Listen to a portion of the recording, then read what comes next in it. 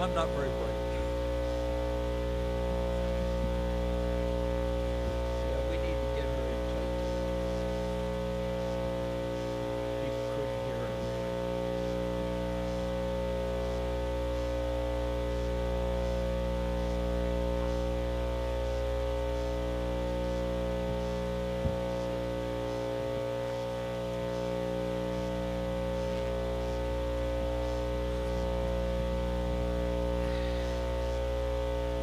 Thank you. So it falls down as it's supposed to.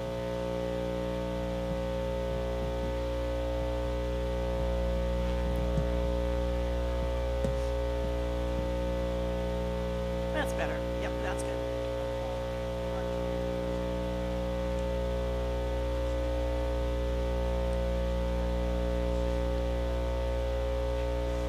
Be gone.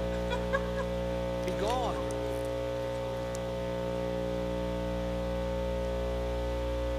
When we merged the two churches in Palm Springs, I went to one, and then I came to the other. And the other started generally before I got to Boston. So we have Leah Sisters there. We had an old truck driver, smooth truck driver, now he's regional repair maintenance, and he done got he's the Leah Sisters driver also. And so when I got there, they're sitting there, and we sitting up front. So Bonnie stayed in the back, the rest stayed in the back to see what we were going to do. So Bonnie went and sat down and said, well, Stephanie stay back there and see what we do. So Frisky said, there'll be 6 more hymns listed. He said, we were going to sing till you got here. Oh, jeez. So that's what they're doing.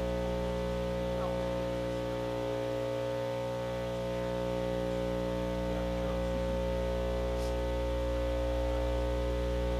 I do. I do.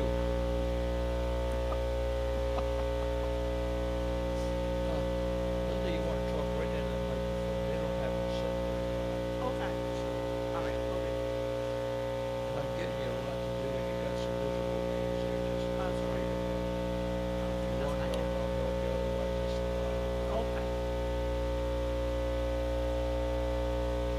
and I've got coffee this morning. They finally taken, after I had those dull spots when I couldn't remember who I was or where I was, Uh-huh. they gave me the caffeinated coffee this morning. Well, I think you need it. I do too. I was up till 3 this morning. Oh, didn't you? Yes.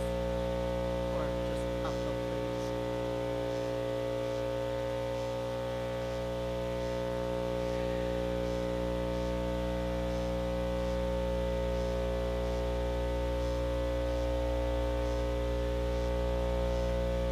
I'm surprised. Our numbers are actually increasing. Well, that's good. Yeah, well, but I didn't think this was a particularly exciting series as the way to finish the year. Well, the last one was really good. I really enjoyed the Dead Sea Scrolls. I learned a lot. Well, I hope you enjoy this one because this is information you probably never heard. Oh, good. Okay. You'll find it out while you read Yeah. All right. because you didn't get it till 3 That's all o'clock this right. morning. I told you I didn't need practice. We'll find out if that's true.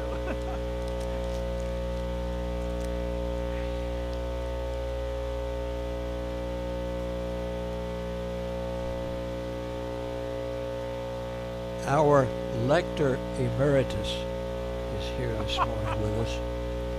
I think 2, maybe 3 years you did this. Long time.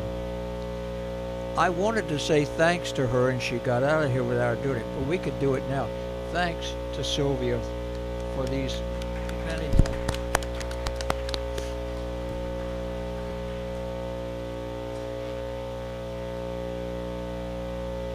And you know, this stool has been here for a while. I mean, not just today, for a number of sessions. And only now did I figure out what it was for. I've been complaining I had no place to put coffee. I now have it. Thanks to whomever is my benefactor on that regard. Some of you got this paper about 3 o'clock this morning. That's when I finally finished mailing them out and printing our copies here for the class. We had, and I told people that received it in the mail, we had our great-grandchildren visited us from Florida on Friday. We were with us the whole day. And the mother brought them up, brought her best friend along to help her with these two children. One is 1 year old and one is 3 years old. And we've seen pictures of them, and Mom has been gracious about sending us term points of interest in these children's lives. But to hold them, to see them, to hear them, I can't talk about it. It was a great time. But the price of it was, I was ending up, Doris was proofreading this at 11 o'clock last night before she went to bed. And I was up making the corrections and so forth until about 3 this morning. So I've asked for decaffeinated coffee this morning so that I don't have any of those memory lapses I had last week.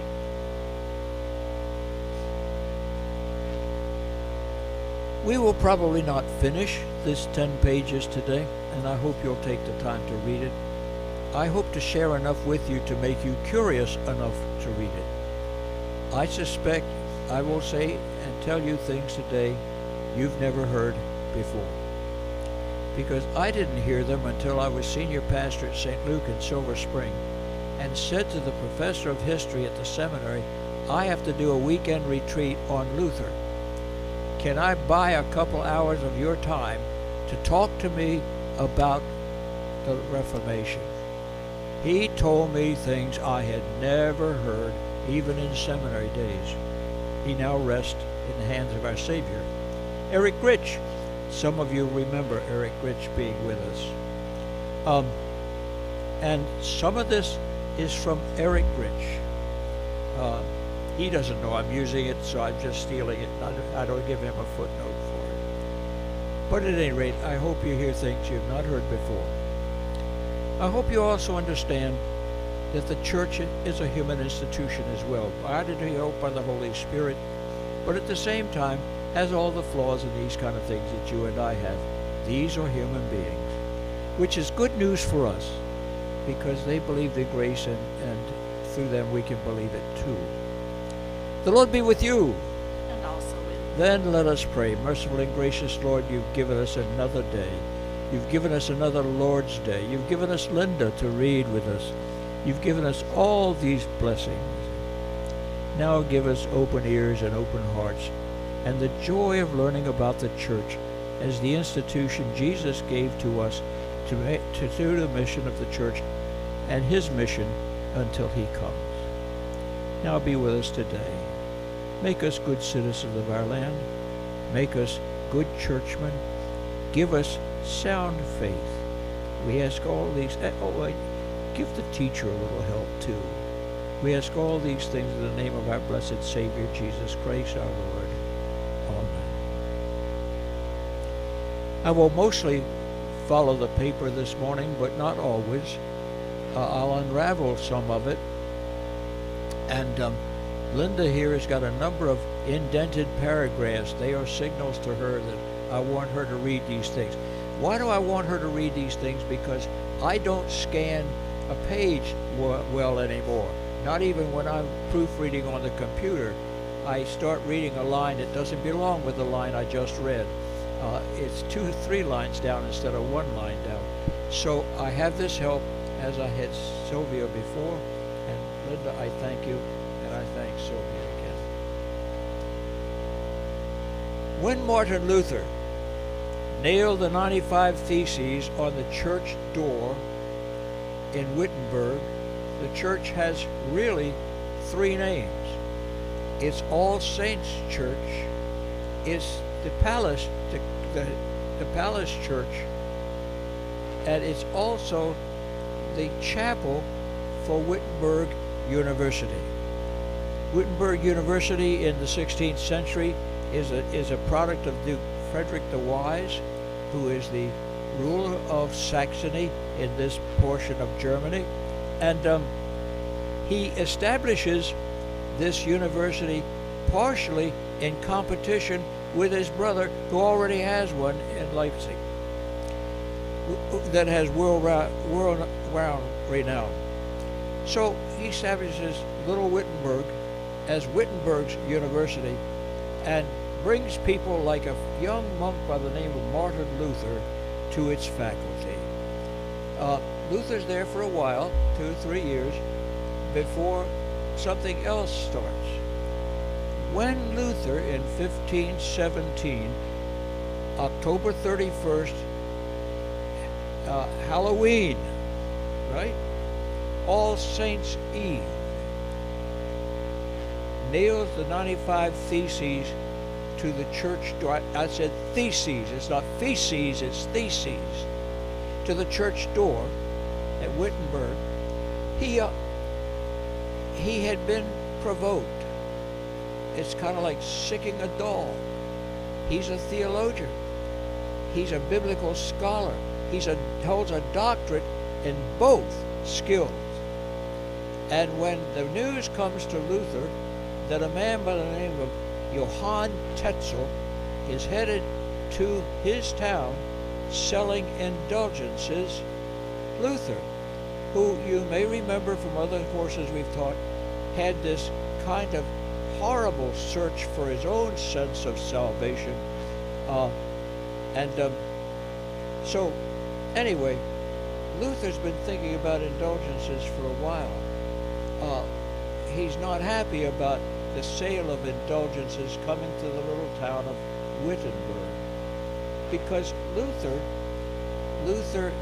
is wearing several hats. He's a professor at Wittenberg University. He teaches Bible and theology. He is stated pastor of St. Mary's Church in Wittenberg. Notice, not the capital, not the Castle Church, not All Saints Church, not the college chapel necessarily, though he had roles there, but also St. Mary's, which was the people's church. The Prince's Church is Castle Church. Wittenberg University is the students' church. But St. Mary's, 2 spires sticking up in the air. If you look at the back page, no, you don't have it. It's not the picture I used. Forget it. Now you see it's 3 o'clock. Anyway, the parish church is the people's church, the common, ordinary people's church. Luther heard confessions at the people's church. He frequently preached daily at the people's church, along with writing courses, studying for new courses at for the university. And he did it. Did you see those lights on the screen this morning in church? The little light with a flame coming out of it. That was a 1st century, and it came right into the Middle Ages, olive oil lamp. I should have thought to bring one. I have one. And they sold them as a set. They sold them as a set. One had a little pitcher that kind of matched that little clay lamp that you saw. And you got 2 measures of oil. That meant you could fill the little lamp twice. Well, anyway, you couldn't often buy the little pitcher because they sold as a set. But the reason we've talked about the Antiquities Authority in Israel today, they don't allow you just to put everything you find in the ground on the market. But they do have a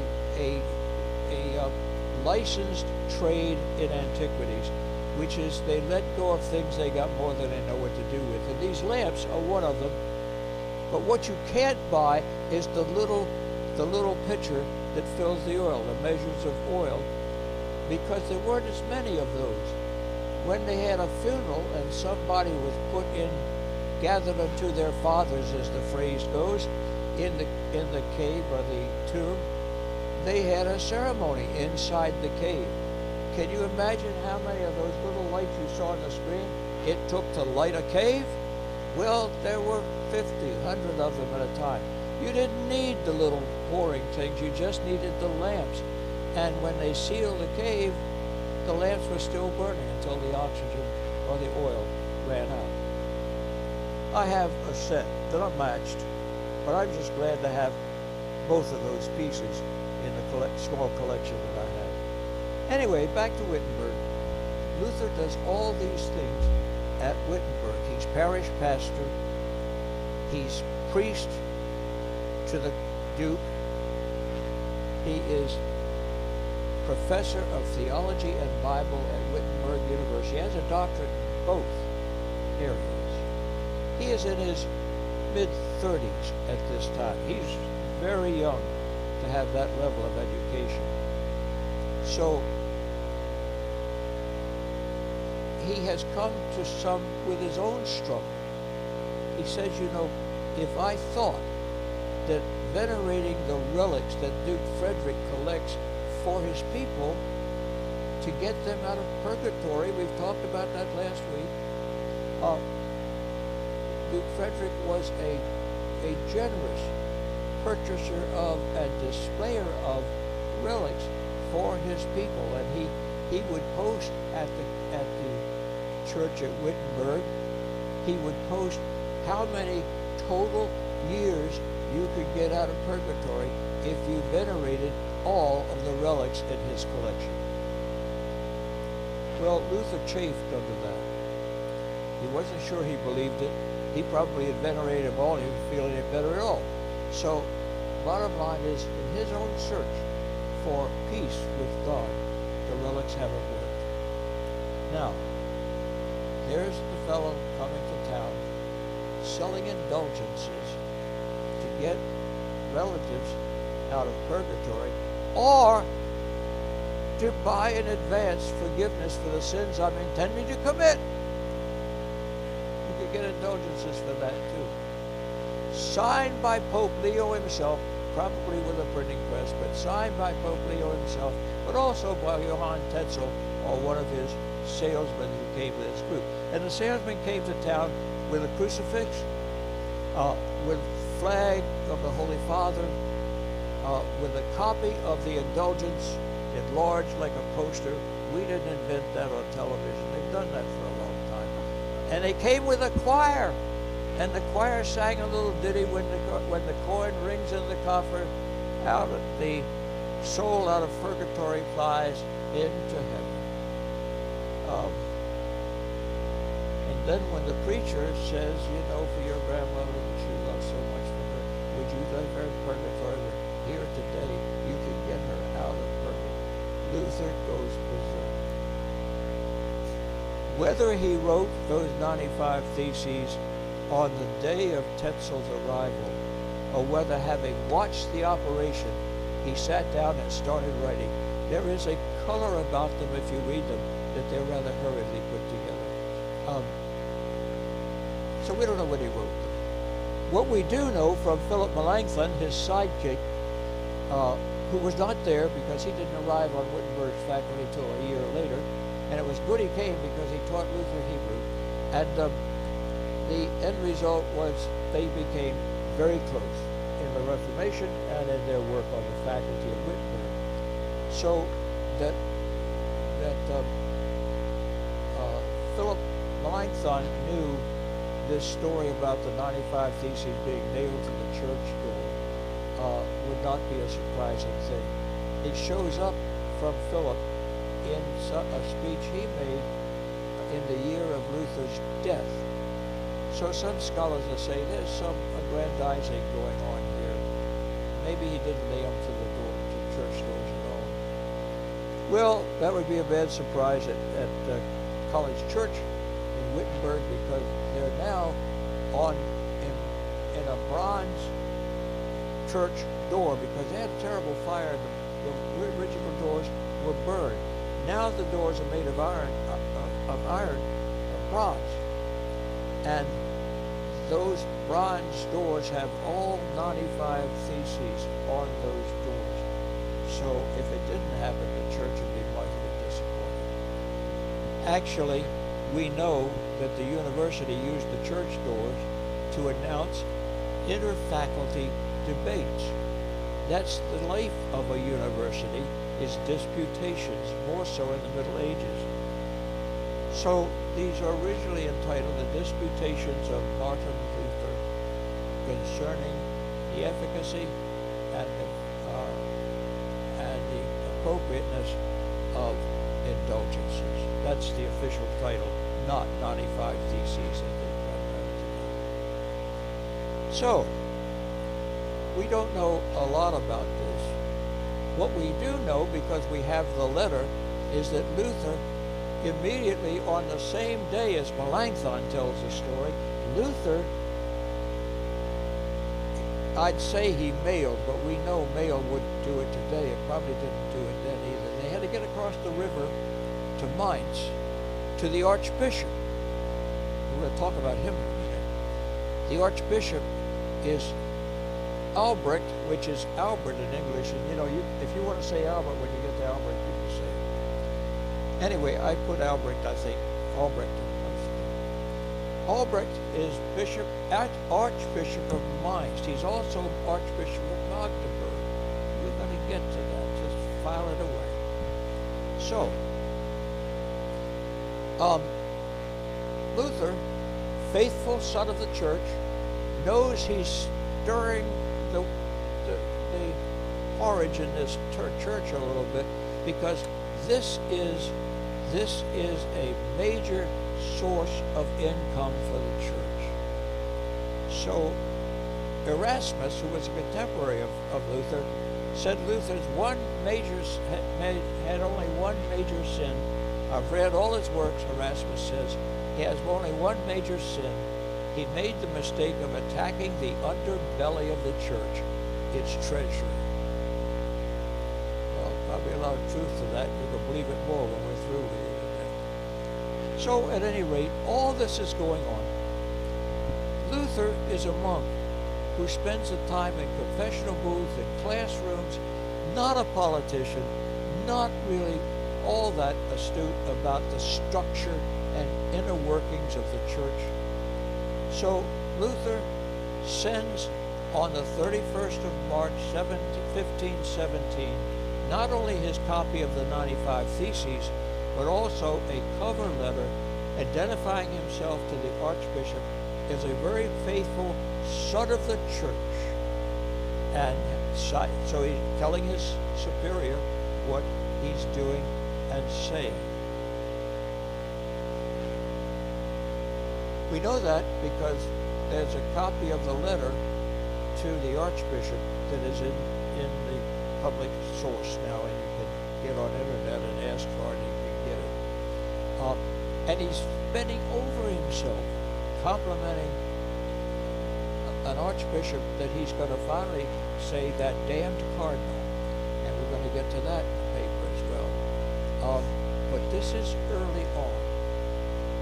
On October 31st, 1517, I doubt he had much of an idea about how anything worked beyond his parish. Okay? I don't think Luther wanted to stick his finger in the eye of the Pope. But it appears now that students have discovered that the Archbishop of Mainz wasn't in his palace in Mainz when Luther mailed the letter to him, no matter how he got it there, by Federal Express or Postal Service, I don't know. But however he got it there, the Archbishop wasn't there to get it. And it appears that since he wasn't there, his civil service team working in his palace forwarded it on to Rome without his even seeing it. That's what scholarship is saying today. And Luther had no idea. What Luther was telling his archbishop was that he was going to have a faculty debate on indulgences at Wittenberg University. Why did he pick Halloween? Because it's All Saints' Eve. The next day is All Saints. Medieval times, they thought the graves opened and the saints came back to visit their haunts. So that on All Saints' Eve, that's where we get Halloween and ghosts and all that stuff. All Saints' Eve was the time the church was opened for the veneration of the relics that Frederick the Great, the Wise, Duke Frederick the Wise, collected for the salvation of his people. He really believed that. He bought these things from all over the world. He had a major collection. And he would tell you when you went in how many years out of purgatory this would get you if you venerated them all, so forth. So some scholars say, well, that when a crowd would see it, so Luther wanted to have everybody know what he was doing. Wrong. He nailed those suckers on the church door in Latin. Most of the people couldn't read German, much less Latin.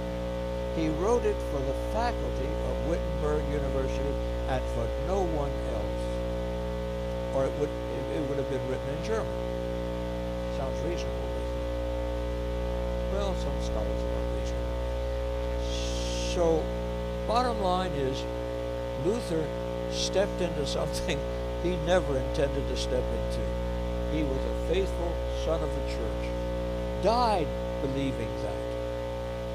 Died believing that. So, what did he expect that day? He expected to have a debate at Wittenberg University. The scribes would record that debate and send a copy to the archbishop. That would be expected to be done.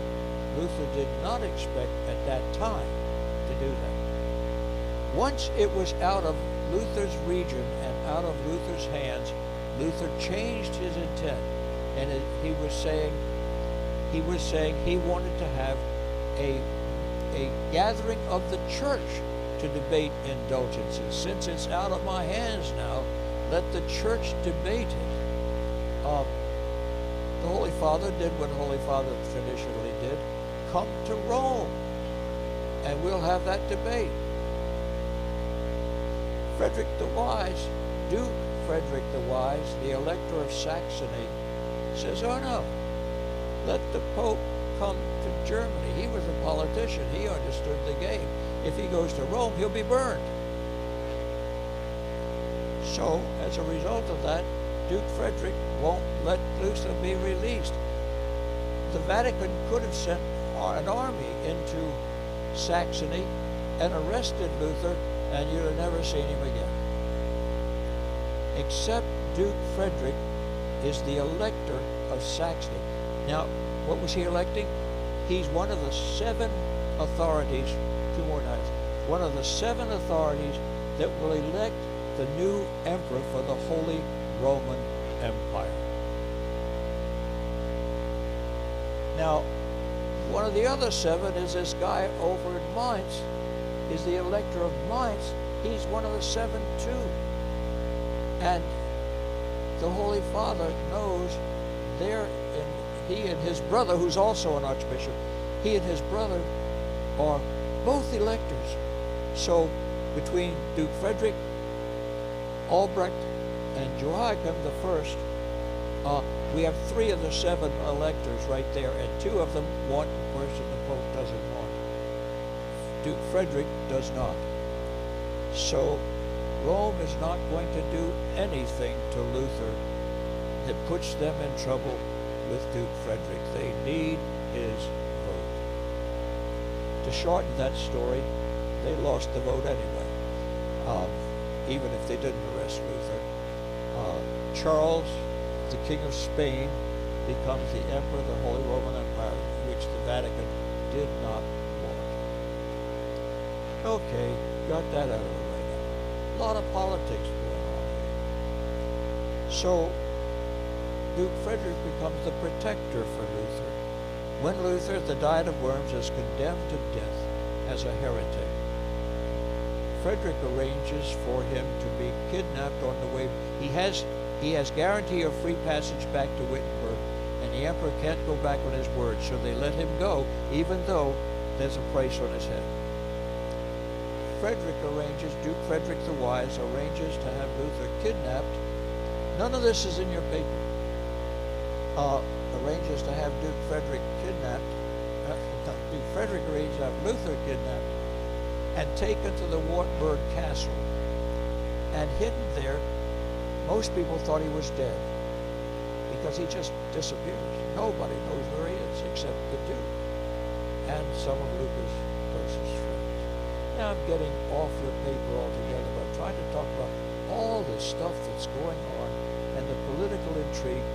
Luther not having much respect for it and also not knowing a whole lot about it either. So he gets by it.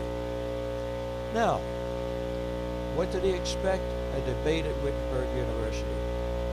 What did he decide he needed? Because now it's in the hands of Rome.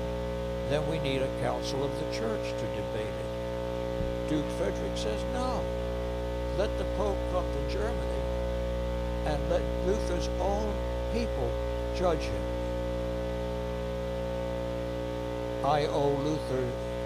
Luther owes me his allegiance, Duke Frederick the Wise says, and I owe him protection. So let the Holy Father come to Germany and let Luther's peers in Germany judge him. Well, that wasn't going to happen either. So there was that stalemate. So it goes on. Animosity between the two sides continues to grow. It grew for 500 years. I led a church camp that sang a song that I'm humiliated about today. I love Martin Luther, I love Martin Luther, king of the Reformation band. His 590 theses just tore the Pope to pieces. I think the Reformation's grand, oh Martin Luther. We would never have a child in this church sing that song again. And you'll see why at the end. The animosity grows, starting with his immediate spiritual supervisor, the Archbishop of Mainz, whom Luther has tried to reach, I think probably to control him a bit. I want this to be a university debate on the doctrine of indulgences. That's not going to change the whole church anytime soon. Universities have debates all the time. So, the evidence is there. He nails it on the church door. That we know that was a pattern of announcement because the chapel was part of the life of the university. You had to swear to get a theology degree. You had to swear to uphold the doctrines of the church as a professor of theology. So, if you were a professor at Wittenberg University, and particularly in the Department of Religion, you spent a fair amount of time in chapel. So you nailed your things on the church door. That was just the way you did it. They didn't have mimeograph machines to make ready copies to hand out to everybody. So, 15th, 17th, 31st of October, Luther nails the 95 Theses on the church door in response to Tetzel's visit to Wittenberg. Can you imagine? Now, Luther's hearing confessions at St. Mary's Church regularly, several times a week. And somebody comes in and says, I have nothing to confess, I have been forgiven. What do you mean, Luther says as the priest? Well, I've gotten a dispensation. Oh, from whom? Well, the Pope himself. And shows Luther this certificate of forgiveness. You have no trouble seeing Luther head back to his study, dip the pen in the inkwell, and start writing theses on indulgences. We don't know, but it sounds that way. But it doesn't stop there. Let me talk now a little bit. Let's go all the way back in your paper to covered most of all this stuff. I should be all the way back now.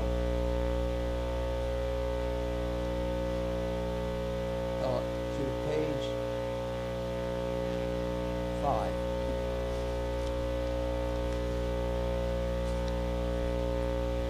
here I'm going to put our right to the work. Page 5, we have a picture of Albrecht. Now let me tell you about this guy. What Luther doesn't know is not only is the issue of indulgences theologically suspicious, but it's also dishonest. I'll get to that. First, about Albrecht. Albrecht became Bishop of Magdeburg, Bishop of Mainz, at the ripe age of 23. Ever since the Second Ecumenical Council, held in the latter part of the 4th century, it has been the rule of the Church that the minimum age for a bishop is 35, and the candidate for bishop, having attained the age of 35 or later, must have served at least 5 years in the ordained ministry.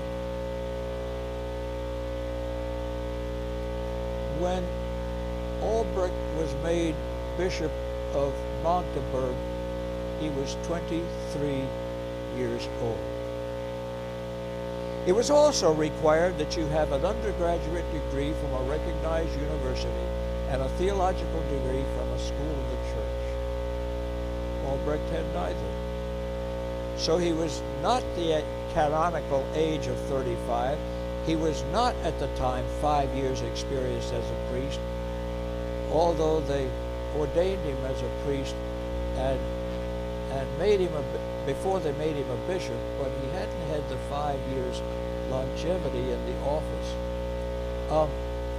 But that was arrangeable by a gift of penance to the church. Only Albrecht didn't have the kind of money the church expected in a penance gift to the church. For being underage as a bishop, for being without an undergraduate degree, for being without an official certified theological degree, and for being without 5 years ordained experience before becoming bishop, Albrecht will pay 20,000 ducats. Part of the reason I was up, and this is the truth, part of the reason I was up till 3 o'clock this morning was the fact that I spent on the internet about 5 hours yesterday trying to convert 20,000 ducats in gold ducats, by the way, gold, 20,000 ducats into what that would be today. But think in terms of at least several $1 million. That's the closest I can come. Rough and dirty.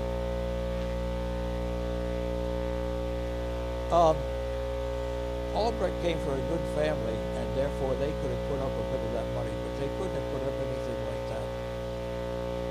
But there was a new institution now owned by Jacob Fugger, F-U-G-G-E-R, called the Jacob Fugger Banking House. And they were the inventors in the Middle Ages of installment banking. You could make a loan and pay it off over a period of time. The only way that Albrecht can pay this off is in installments from taxes of his district as archbishop. But raising taxes in that amount of money is not healthy for any politician, even in our day. You know, even though all our presidents raise taxes, they run on a policy of decreasing taxes. They always run that way and then behave the other way. But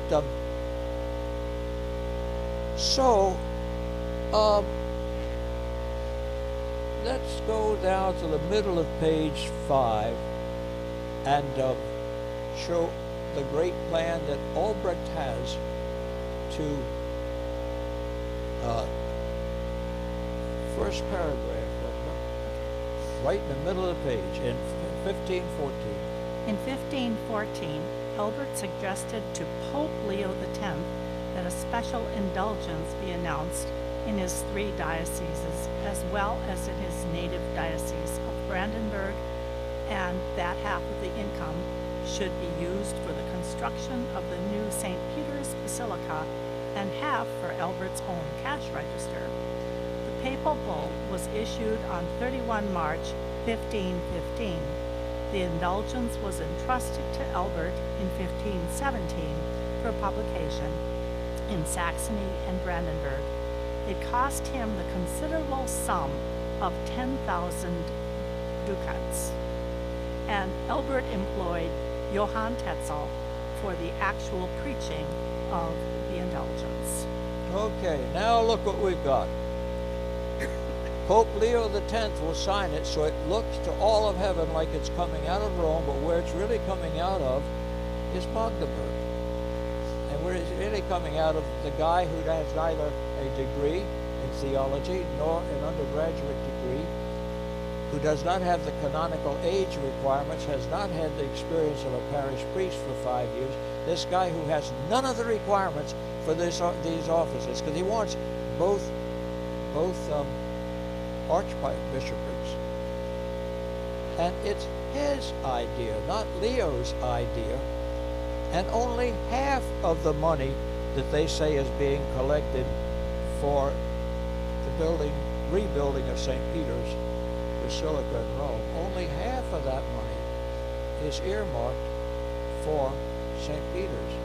The other half is earmarked for the Fugger Banking House paying off that loan of 20,000 ducats. Did I tell you it was dishonest? People didn't know that. On 31 March 1517, I would bet you a pretty healthy wager that Luther didn't know that either.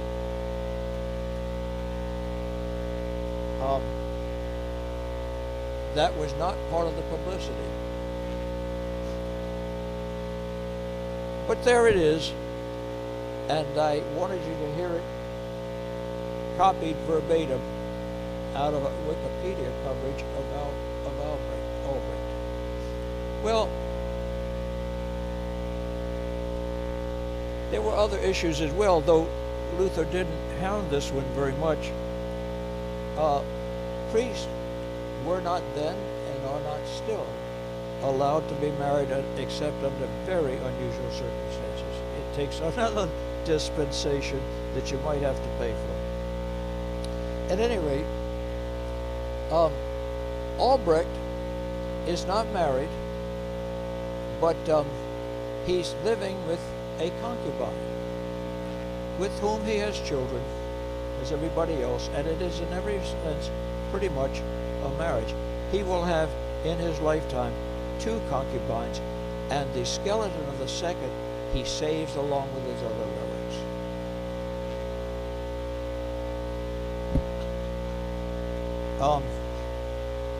Without a theology degree, it may be he wasn't bothered by a conscience either. He knew nothing about theology. But he was a profoundly smart politician. His second loan from the Fugger Banking Company will be for the Archbishopric of Mainz. Why that? Because his brother is the Archbishop in Brandenburg, and his brother is an elector for the Holy Roman Empire, but Albrecht is not.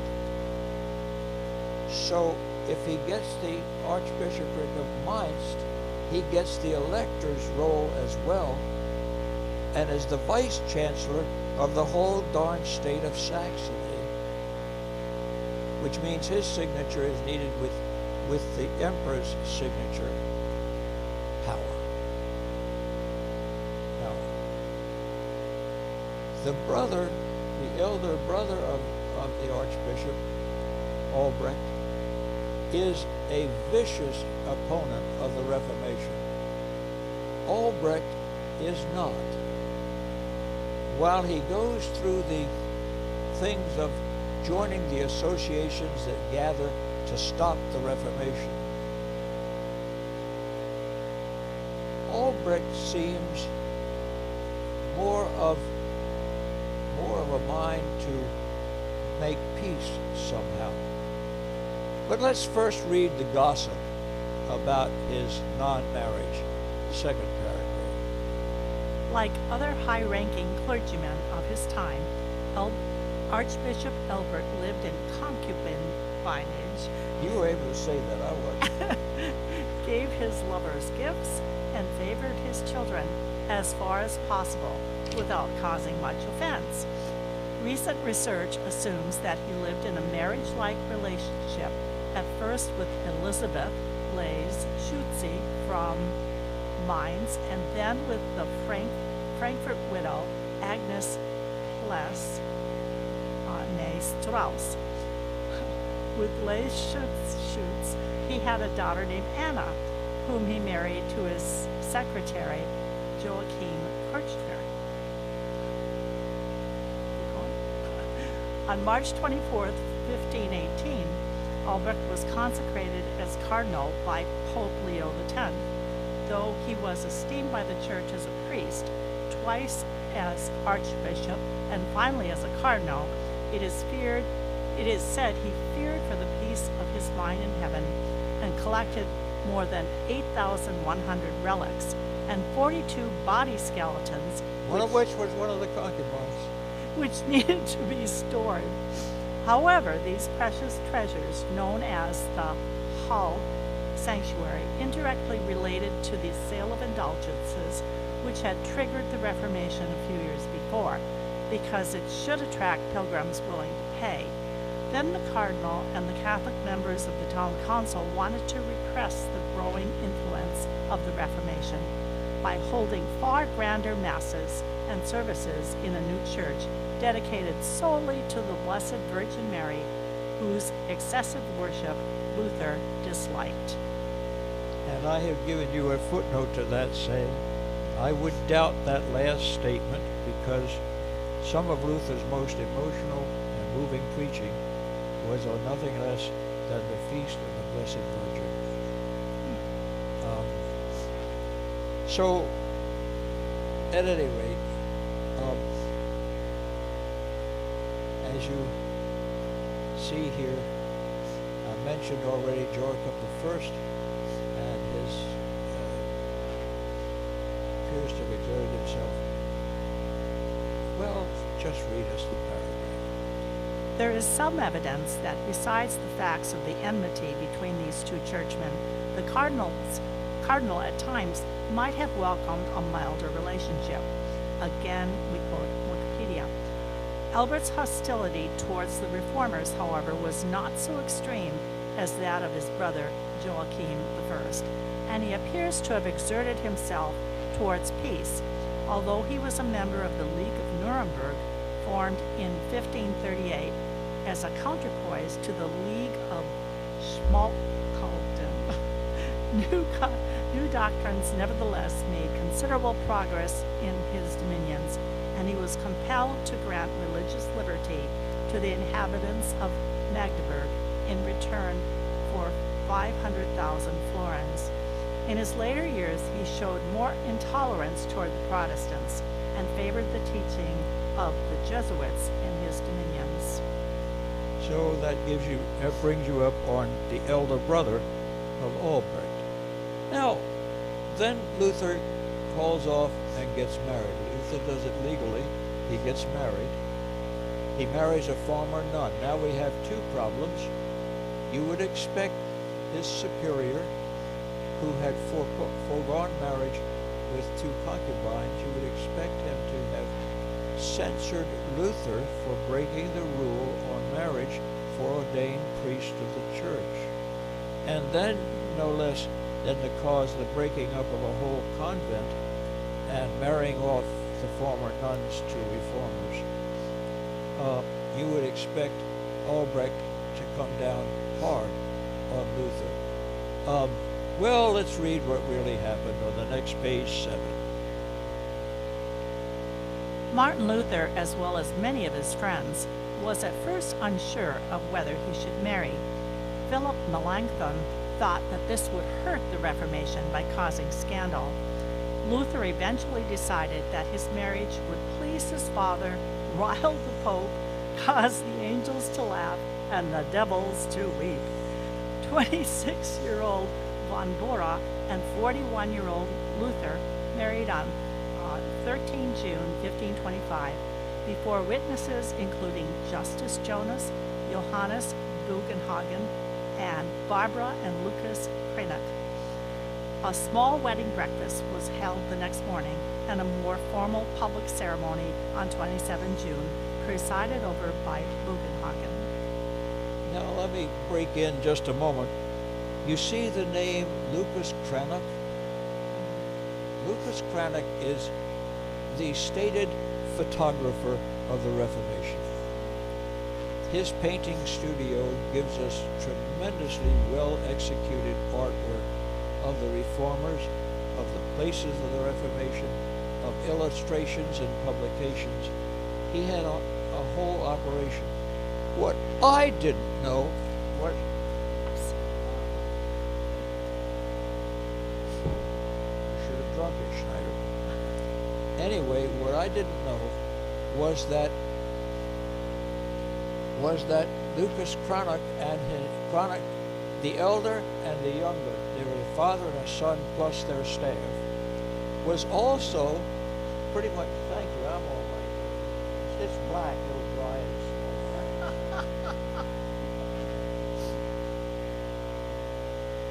So anyway, Lucas Cranach was also the stated photographer for Albrecht and the profuse illustrator of artwork in the buildings, churches, and palaces of Albrecht. I didn't know that until I was working on this paper. But now, what's interesting, you would expect Albrecht to have at least censored Luther as his ecclesiastical superior for this marriage, which was forbidden for ordained priests, and for marrying a nun, which of course did not help the purpose of the church either, and disbanding a whole convent. Anyway, I could go on with that for a while too. They snuck out of the convent on a fishmonger's barrel. When the cart came in and delivered this big barrel of fish to the convent, nuns one by one would sneak out of the convent and get free. One of the Lutheran bishops of New York, now dead, said, you know, something people, there's been something fishy about Lutheranism ever since. Anyway, now let's see, what was the cardinal's response? When the cardinal learned of the marriage of Martin Luther, a priest, and Catherine von Bora, a former nun, he sent a generous wedding gift: 1 barrel of Einbeck beer, a small quantity of fine wine, and 20 silver florin. As we might assume, Luther refused the gift, but allowed Katie to keep it. Katie never let a nickel slip through, or a florin slip through her fingers. She was the manager of everything. She never gave Luther any money in his pocket because she said it flowed through his fingers like quicksilver. So, at any rate, she was the manager, so when he gave the gift up, but she took it, and he let her have it. Okay. Well, you would have thought this generous motion of affirmation rather than condemnation from Albrecht would have warped Luther. It didn't. As a matter of fact, Albrecht had become the powerful man that he was. He was one of the most powerful men in Germany. He was the elector, one of the 7 electors of the Holy Roman Empire. He was the one who had to co-sign anything the Emperor of Germany signed. That was more power than Frederick the Wise had, more power than his elder brother had. I'll polish it, it's all right. Thank you so much. So, there was this other issue. You've heard about inquisitions and burning at the stake and all of that. Well, this is something that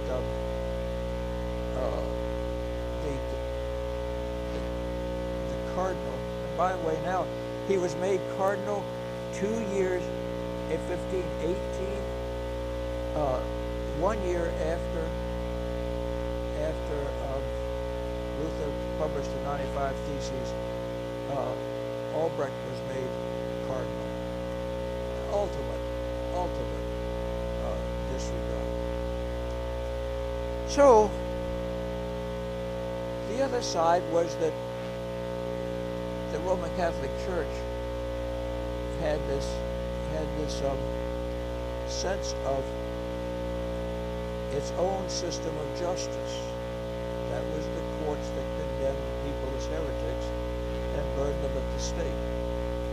Well, Albrecht participated not in that particular thing, but there was this student from Wittenberg University who became the treasurer, the accountant rather, for Albrecht. Albrecht's bank account got low, and he asked for the Council of Saxony to raise taxes. He didn't want to go back to Fugger again, apparently. The council said, why was the account low? He did an investigation and accused his accountant of stealing the money. This was a former student of Martin Luther.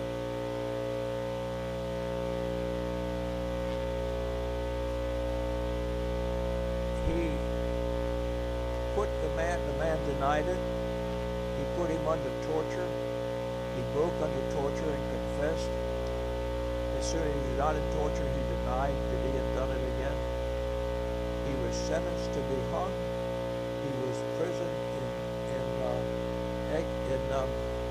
isolation. Was not allowed visitors until the day of his death. Was not allowed a priest. Was not allowed a priest to accompany him to the gallows. He was hung alone.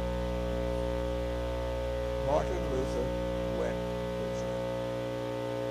Forever after that, he referred to the cardinal as a damned cardinal. The damned cardinal.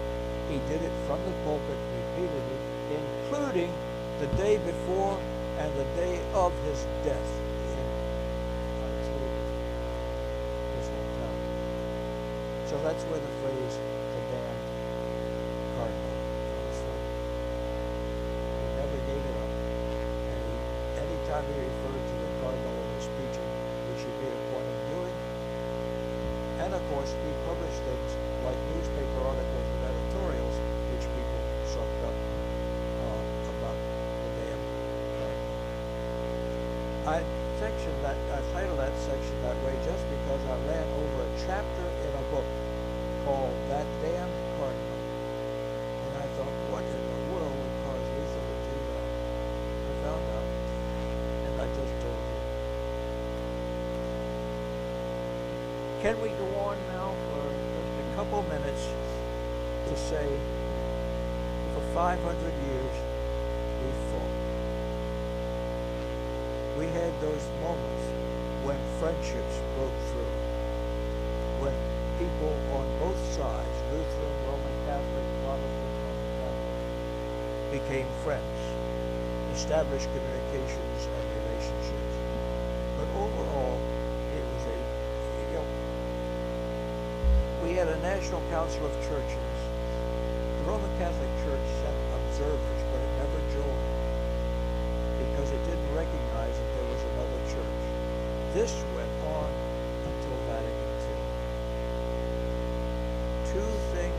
things happened, and if you'll read them for me, if back A, B, and C, or 1, 2, and 3. Oh, got it. What page are we on? 8, page 8. The commitment of the Roman Catholic Church to meet in mutually respecting bilateral dialogues with any and all bodies willing to meet to discuss and learn about the theology and practices of one another. The Roman Catholic Church agreed to staff their participation in these dialogues, asking others to do the same for as long as it takes. These dialogues are continuing to this day. The results at the time, humbling and exciting, both between Protestants and Roman Catholics, but also among Catholic bodies, cooperative bilateral agreements and full communion agreements have been reached and placed into functional cooperation among several Protestant traditions. Thank you. So, you know, classes in this room years ago commented sometimes the Holy Spirit needs to grab the church by the scruff of the neck and shake it. I think that happened shortly after my graduation from seminary, more than 50 years ago now, that Pope Pius XII, who was considered a giant until he found out about his Nazi connections, Pope Pius XII, who was considered a giant, died, and there was no one standing in the wings of the stature of this man. So elected a man by the name of Roncalli, a bishop, who was 80 years old, not in good health, and they thought they could have a pope for 2 or 3 years who wouldn't make any trouble until they could have one groomed for the job.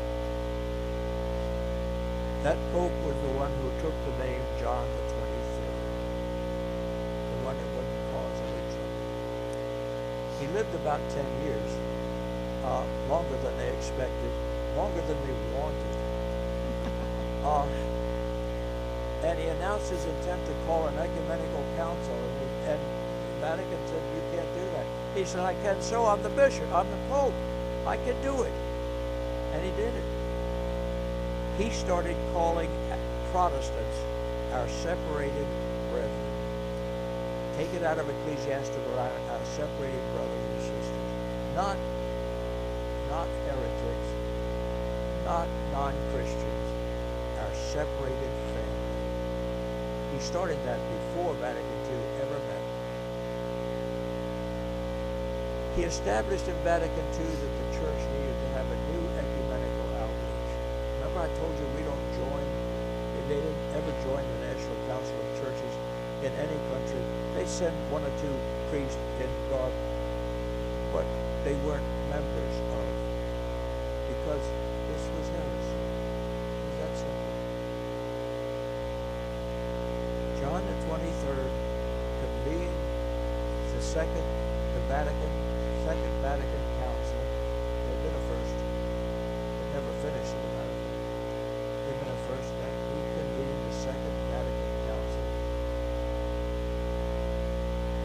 Attending that council for the first time since before the break in 1013, when ecumenical council stopped. There were significant members of leading Protestant denominations invited as official observers to be present at this council. First time in 1,000 years. Warren Queinbeck, who now rests from his labors, Lutheran theologian from the Midwest, was one of those selected and invited.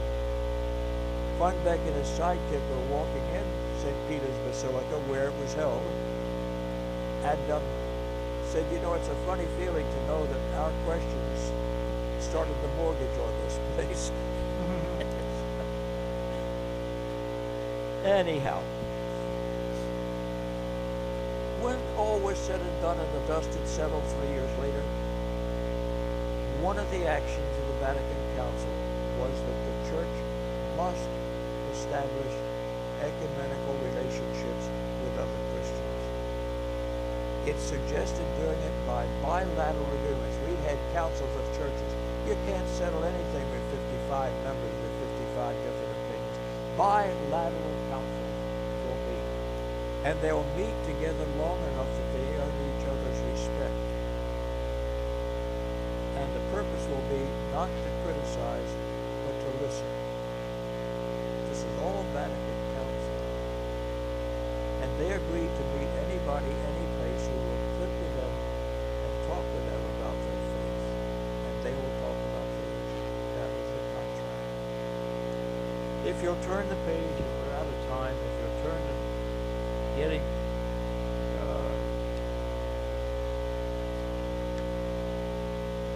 I spilled the coffee, I scrambled my papers. In 1999, on page 9, in 1999, we signed a joint document on the doctrine of justification, JDDJ. We signed that as the Evangelical Lutheran Church and the Roman Catholic Church. If you'll look at page 9, we have a section of bullets there. It's not only a Lutheran Roman Catholic document now. Look at what's also there. It's on page 9, and it's the bullets, the little box. Yeah. On July 18th, 2006, the World Methodist Council, meeting in Seoul, South Korea, voted unanimously to adopt JDDJ. On July 5th, 2017, the leadership of the World Communion of Reformed Churches, representing 80 million members of Congregational, Presbyterian, Reformed, United, Uniting, and Waldensian churches, also signed the document and also formally associated with JDDJ in an ecumenical prayer service. In 1986, the Anglican Roman Catholic International Commission produced a statement called Salvation and the Church, which observed that the two communions are agreed on the central aspects of the doctrine of salvation and on the Church's role within it. Consequently, Anglican Consultative Council Resolution 16.17 welcomes and affirms the substance of the joint declaration on the doctrine of justification, signed by Lutherans and Roman Catholics in 1999 in St. Anne's Church in Augsburg, Germany. It was the question about justification that was at the issue of the indulgences. Now we've signed an agreement that we no longer disagree about the issues of justification any longer, and the Lutherans signed it in 1999 after dialogue, and then, as you see, it has gathered most of the mainstream Protestantism as signatories of that document as well. That is an awesome statement, and it has turned around the way we live with each other. We don't sing those crazy ditties anymore. We had that relationship in Lancaster, Pennsylvania with St. Anthony of Padua Church that had a more liberal team of priests. They were redemptorist and missionary priests, and they were much more liberal about things of interdenominationalism, to the point that they explained to me one day at dinner at the rectory that, you know, we're used to living in countries as missionary priests where just seeing another Christian is a break. So we look at things differently. We had parish/church council retreats we had questions. What do you do about inactive members? The Roman Catholic Church are asking us, and we thought, we want to ask you that. You never take anybody off the road. Great. Last sermon I preached officially in Lancaster until this past April, which you know about. Last sermon I preached in Lancaster officially was at St. Anthony of Padua Church, at their invitation, as I was leaving to come to Silver Spring. That too was part of Vatican, but it came by a different channel. The last thing in your paper, and you'll have to read it along because we're running way over time, is the understanding of being in full communion with other denominations, just in the Lutheran Church alone. And other dialogues are going on as well. In the Lutheran Church alone, we have full communion with all the Reformed churches. We have full communion with the Methodist Church, United Methodist Church, and the World Methodist Church. We have full communion with the Moravians, John Huss was the reformer whose work has evolved into the Church of Moravians, and they're now part of the Lutheran World Federation as well, because John Huss, in a famous debate with John Eck said to Martin Luther, "What you just said is what John Huss said."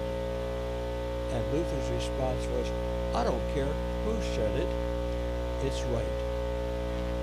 And Eck turned to the judges, Luther lost the debate, and so it went. But John Huss is now part of Lutheran tradition. So, it's changed. That's what I wanted you to get out of today. Did I tell you anything you didn't know?